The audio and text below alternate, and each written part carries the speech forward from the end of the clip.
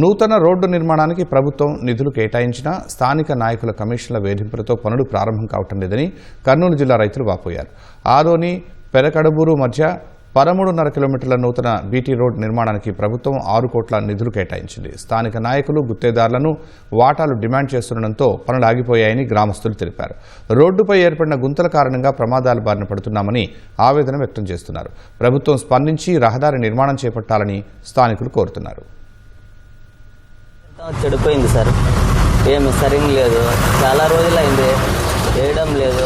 వేస్తే కొద్దిగా మాకే బాగుంటుంది. ఆటో వాళ్ళకి పత్తి వేసుకొస్తే పల్టీలు ఇంతకుముందు 2-3 సార్లు పల్టీలు పడినాయి సార్ ఆటోలో. అట్లా ఉన్నాయి. మామూలు ప్రెగ్నెంట్ ఉండే వాళ్ళు వస్తే ఆటోలో నా వాళ్ళు చాలా దెబ్బ తింటారు సార్. మామూలుగా గుంతల రోడ్లకి రాలేరు సార్.